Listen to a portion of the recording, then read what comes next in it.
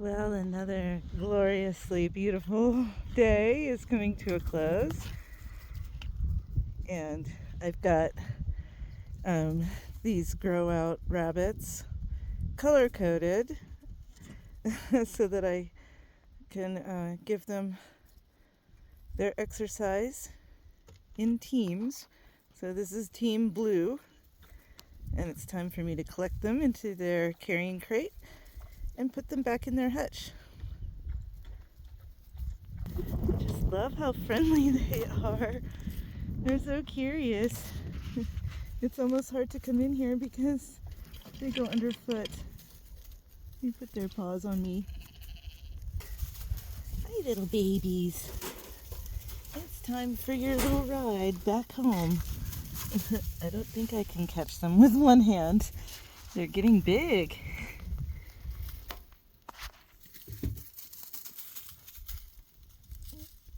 So pretty. Yes, Poplar. It's going to be time for you to go back inside too and have your dinner. All right, we got all 5 blue ones. Let's go to the grow out hutch.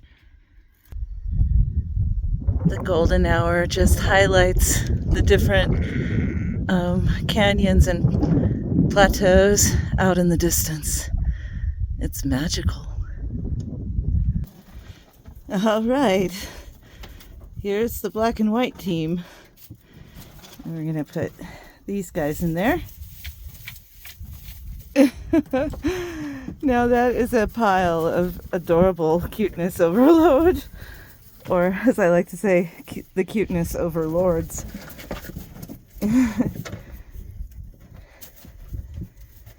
12 grow outs, getting pretty big. But that's not all. Let me show you inside the barn. First thing this morning, when I came in, I saw the telltale traces that Lily White already had her babies. So I think she probably had them around dawn. Today's the 15th, so that's 31 days. Right on time. The other ones usually wait till the evening of their day, but she had them at dawn. The telltale sign I look for is there's, when giving birth, there's some blood. And strangely enough, I think that she took care of herself afterwards on top there, and the afterbirth had fallen down behind the nest box onto the ground. So I saw that, and I was like, whoa, that's the first time I've ever seen that. Kind of gross, but the miracle of birth. And inside, you can't even see them, they're all packed in. And I felt in there, and it's a nice warm squirming mass. I leave them undisturbed until about a week. I feel around in there and make sure there's no cold, dead ones. Because with rabbits, anything can happen. You never know. Don't know how many, but so far so good. Congratulations, Lily White. So the rabbit family is expanding. And this little man, Cat Claw Acacia, he's 8 months old. And today he got 4 fall-offs with eglantine this morning. And she was very eager. She lifted really well. So as the Rabbitry Center channel, and if you're interested in breeding rabbits, you should go check that channel out, the Rabbitry Center. He recommends that you put the buck and the doe together morning and evening on the day to breed. So right now it's time to try again. A lot of times I've noticed that if they got bred up good in the morning, the doe won't even want to in the evening. So let's see how Eglantine's mood is. Okay, and we always, woo, that was fast. We always put the doe into the buck's cage.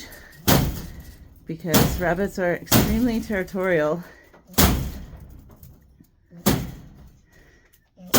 The doe's house is her nest area, and she will kill a male if he comes in there.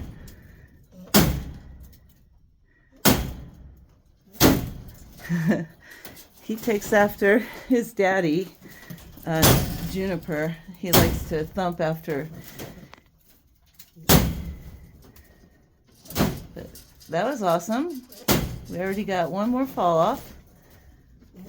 This morning we got 4. So this bodes well for Eglantine's second batch for the year 2024. Right, Eglantine.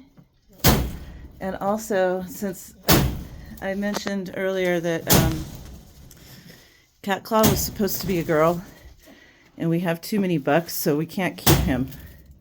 But this way, instead of taking him to freezer camp, I can advertise him as a proven buck and hopefully find a nice home for him, and he can start a legacy. All right, well, I'm going to stay here and monitor them until she just gets real grumpy and tells him to leave her alone. Oh, and I wanted to mention something else that I hadn't talked about ever. Carrying rabbits. Have you ever seen someone carry a rabbit with the scruff of their neck like a cat? Well, you will never see me doing that. And here is why. Okay, so first of all, if you feel the back of the neck of a rabbit, the skin is very thin. They don't have that scruff that a cat or a dog has. It's just real delicate and soft.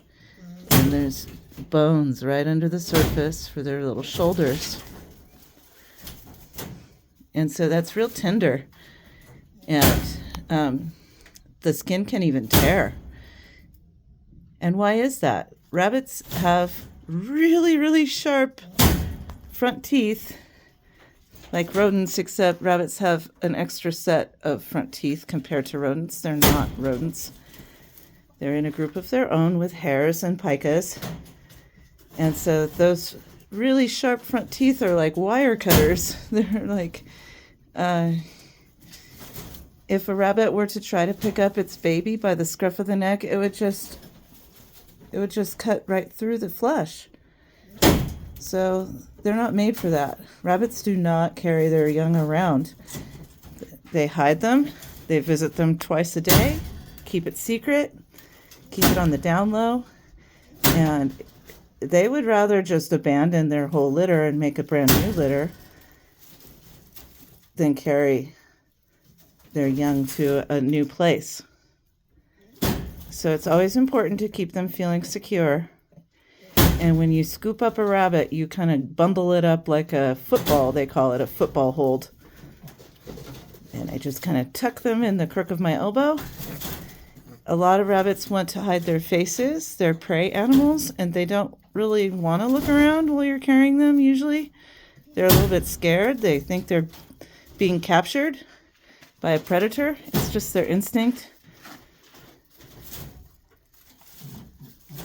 So it's often good to cover the face and let them have a place to kind of burrow into, like the crook of your elbow or into your arm, with your arm held at your side, and cradle the hind to support. Now look how she's angry. She says no more of this. So I think she's pregnant, and I'm going to grab her and put her back in her place. And this morning, since he's new to this, he didn't know what was going on. I think they get so overwhelmed by the feelings and the emotions of mating, they get a little bit high-toned. Anyways, he attacked my hand when I tried to remove her from his hutch, and I had to scoop him up separately and put him on the floor. So that's what I'm going to do now. And I'll report back with the products of our expanding rabbit family. Cheers and blessings.